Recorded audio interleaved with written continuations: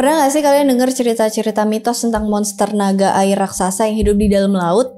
Aku yakin kisah tentang makhluk ini tuh udah sering banget kita dengar, entah itu dari film-film, cerita rakyat, kisah mitologi, bahkan di channel ini juga aku pernah bahas cerita mitologi yang berhubungan sama monster naga laut raksasa ini. Contohnya kayak kisah Hydra dan Typhon di mitologi Yunani, kisah Apophis dari mitologi Mesir, dan kisah Jormungand dari mitologi Nordik. Di antara kisah-kisah mitologi yang bahas tentang sosok ular laut ini, ada satu nih yang paling terkenal, yaitu Leviathan, yang sering banget muncul di berbagai karya fiksi kayak anime, game, film-film yang genrenya aksi atau petualangan. Jadi sosok ini emang terkenal di berbagai budaya dan media populer yang kebanyakan berperan jadi villain atau karakter jahat. Tapi kalian tahu nggak sih kalau Leviathan itu ternyata bukan cuma monster laut biasa yang muncul dalam cerita fiksi atau kisah dongeng? Karena ada beberapa sumber yang berpendapat kalau makhluk ini emang beneran ada dan nyata. Bahkan tanpa disadari, monster ini ada di sekitar kita dan bisa hidup di dalam diri manusia. Simak video ini sampai habis.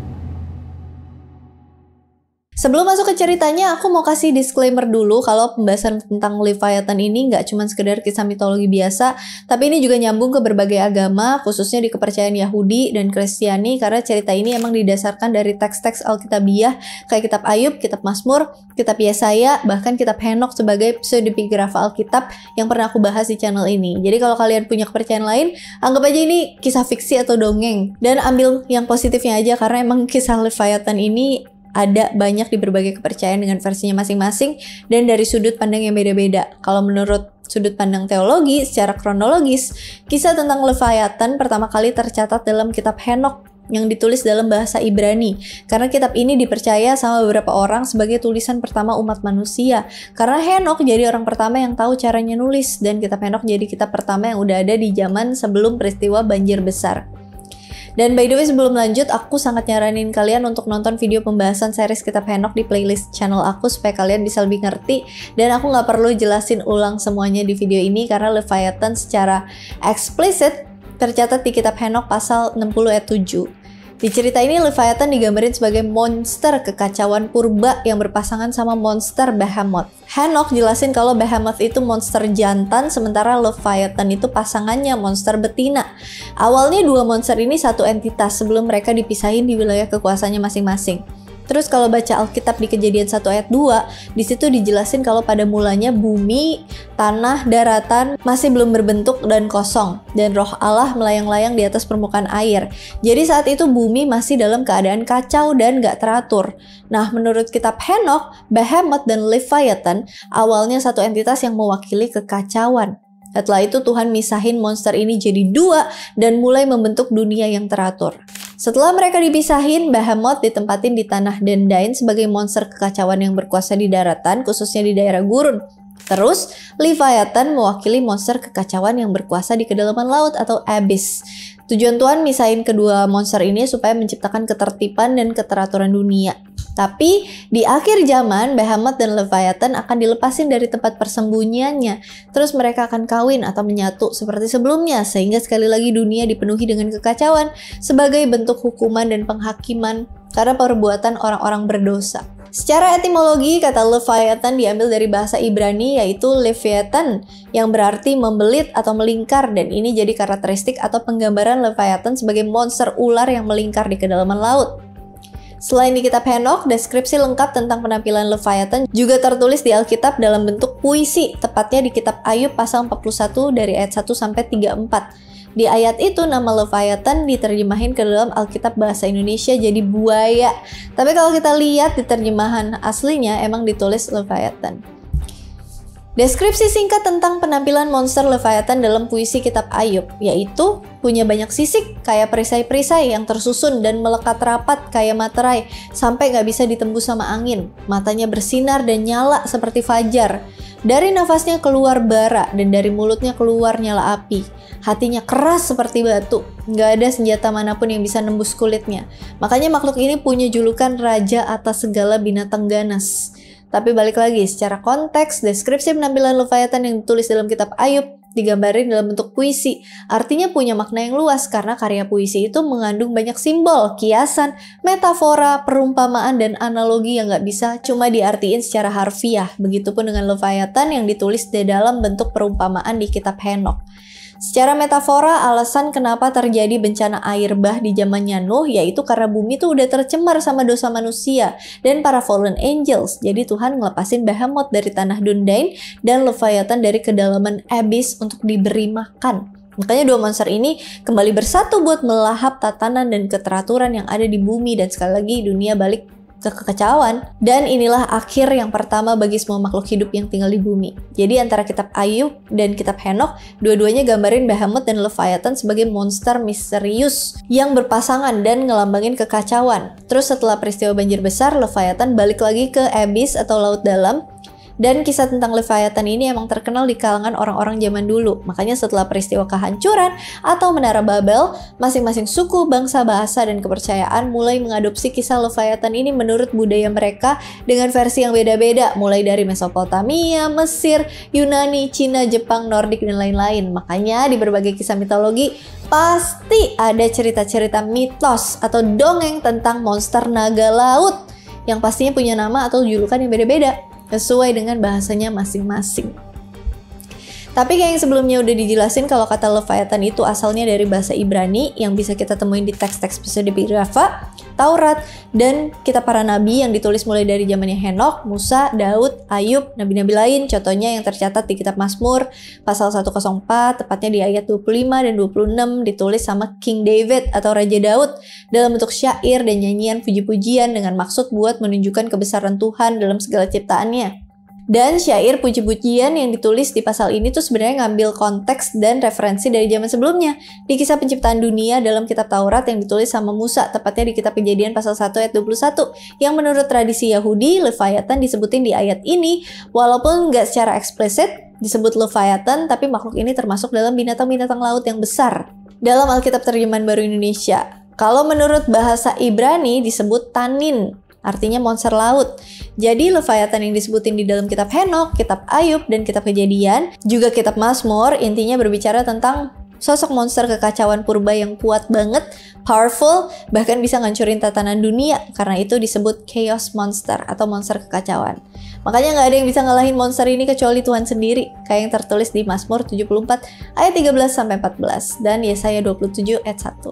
Menurut nubuat yang tertulis di Alkitab dan kitab Henokh, di hari-hari terakhir Leviathan dan Behemoth bakal dilepasin sama Tuhan buat yang terakhir kalinya, dan mereka jadi penyebab titik klimaksnya akhir zaman yang memicu terjadinya hari kiamat. Dalam kitab Wahyu pasal 13, Leviathan dan Behemoth disebut binatang yang keluar dari dalam laut dan binatang yang keluar dari dalam bumi. Dan mereka keluar bukan dalam bentuk monster secara harfiah, tapi keluar dalam wujud nabi palsu dan sang antikristus untuk membawa kekacauan di masa-masa terakhir dunia. Jadi secara tipologi, Leviathan itu korelasinya luas banget karena ini makhluk spiritual yang digambarin sama penyusun kitab-kitab literatur apokalips sebagai tanda nubuat dalam bentuk perumpamaan, kiasan, metafora, dan analogi yang beda-beda. Gak cuma sekedar monster naga laut secara harfiah, makanya perlu hikmat buat memahami makna dari sosok Leviathan ini secara luas. Nah, itu dia sedikit informasi yang bisa kita ambil dari Leviathan secara garis besar berdasarkan sudut pandang teks-teks Alkitabiah dan kitab Henokh sebagai pseudepigrafa Alkitab. Dan sekarang kita beralih ke sudut pandang sejarah dunia dan ilmu pengetahuan yang sebenarnya agak beda nih, gigs. Soalnya, dari yang kami riset, sosok Leviathan yang kita kenal asal-usulnya tuh terinspirasi dari mitologi dan tradisi di daerah Tanah Kanaan yang lokasinya ada di sebelah utara dari Damaskus dan sebelah barat dari Mesopotamia. Kalau sekarangnya sih di sekitar wilayah Libanon. Jadi orang-orang Kanaan zaman dulu tuh punya kisah mitologinya sendiri, termasuk cerita tentang dewa-dewa dan monster purba yang mirip kayak Leviathan. Tapi disebut dengan Lotan yang berarti melingkar. Kemudian makhluk yang serupa juga ada di mitologi Mesopotamia dengan nama Tiamat yang tercatat di teks Enuma Elis yang nyeritain tentang kisah penciptaan dunia Babilonia kuno. Dalam cerita ini, Tiamat ini makhluk kekacauan purba berbentuk ular yang lahirin dewa-dewi di generasi pertama. Tapi Tiamat akhirnya dikalahin sama keturunannya sendiri, yaitu Dewa Marduk, dengan cara memotong bagian-bagian tubuh Tiamat buat dijadiin unsur-unsur atau elemen-elemen yang nyiptain dunia yang teratur. Kalau penggemar film Godzilla pasti udah gak asing lagi sama monster ini karena karakter Tiamat juga muncul di film Godzilla yang terinspirasi dari mitologi Mesopotamia. Itu tadi aku ngambil beberapa contohnya aja. Sebenarnya masih banyak banget kisah monster naga laut yang ada di berbagai mitologi yang belum aku sebutin semuanya.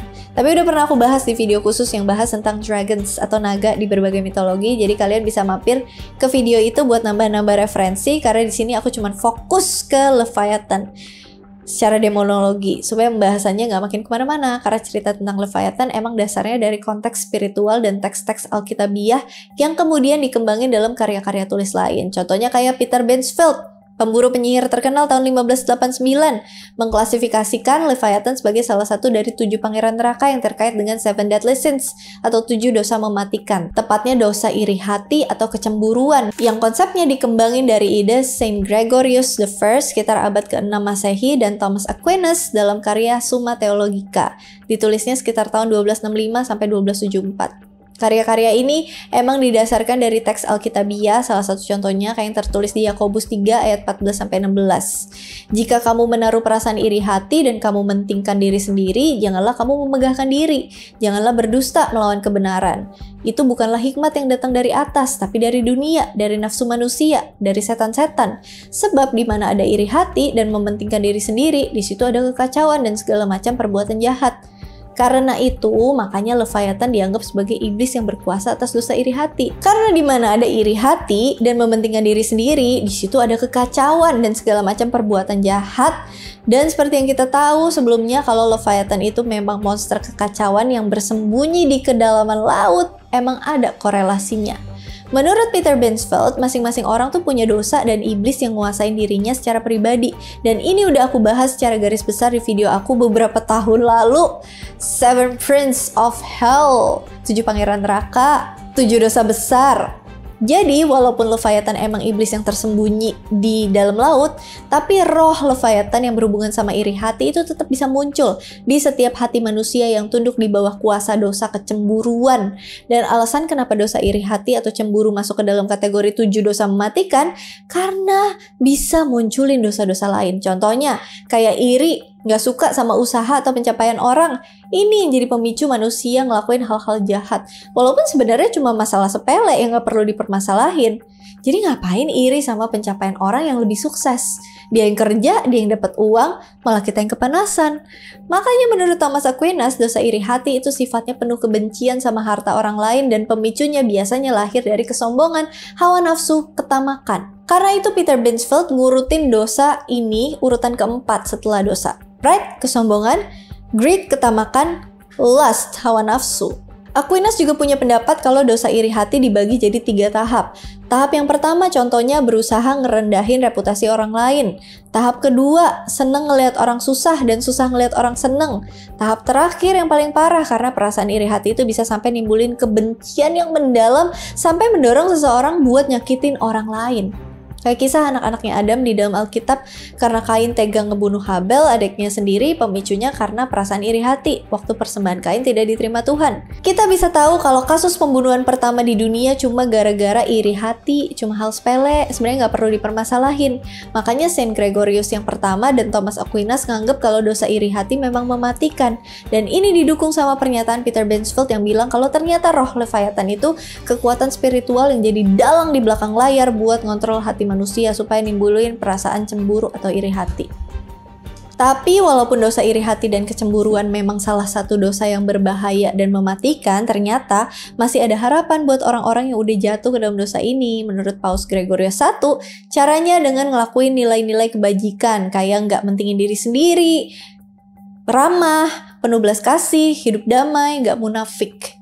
Nilai-nilai kebajikan ini yang akan membawa manusia supaya terlepas dari dosa kecemburuan atau iri hati, dan ini memang didasarkan dari teks-teks Alkitabiah yang bisa kita baca di Yakobus 3 ayat 16-18.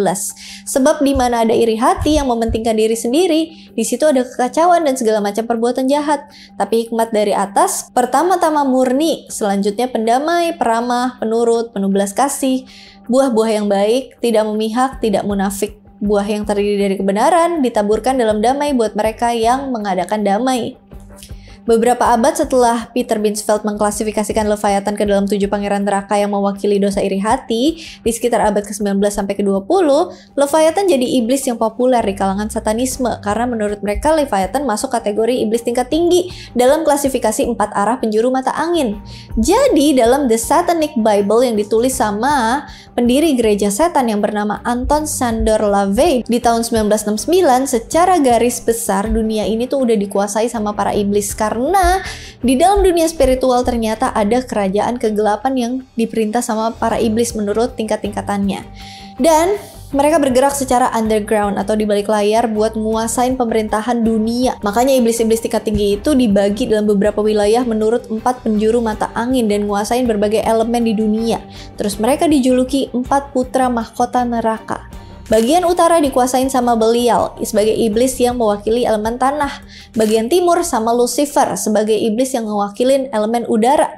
Bagian selatan dikuasain sama Satan sebagai iblis yang mewakili elemen api. Terus bagian barat dikuasai sama iblis Leviathan yang mewakili elemen air sesuai habitatnya yang tinggal di dalam laut. Dari berbagai ide dan karya-karya tadi, makanya seiring dengan berkembangnya zaman, sosok Leviathan sering dijadiin referensi di banyak media dan karya modern yang berhubungan dengan kisah-kisah fiksi dan fantasi, entah itu di dalam game, film, anime, novel, komik yang pada intinya udah geser dari asal-usul aslinya yang berakar dalam konteks spiritual dan teologi. Jadi di zaman sekarang berhubung semakin pesatnya perkembangan teknologi, banyak yang nganggep kalau kisah Leviathan ini cuma fiksi atau dongeng yang cuma jadi inspirasi atau referensi karya populer yang modern. Tapi terlepas dari itu semua, kita bebas mau percaya apa enggak sama kisah ini. Dan semua itu balik lagi ke kepercayaan kita masing-masing. Intinya dalam cerita ini, serap yang baiknya, buang yang buruknya. Semoga informasi ini bermanfaat untuk kita semua ya. Seperti biasa, kalau misalnya ada yang mau ditambahin, ada yang mau di-request, ada yang mau didiskusikan, komen aja di kolom komentar. Ada yang mau dikoreksi, silakan.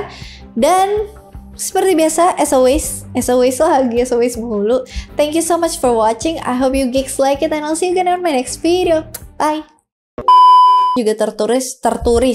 Dan inilah hasil, salah. Karena di mana ada iri hati. Karena di mana ada iri hati lagi. Astaga, dragon. Makanya seiring dengan berkembangan dan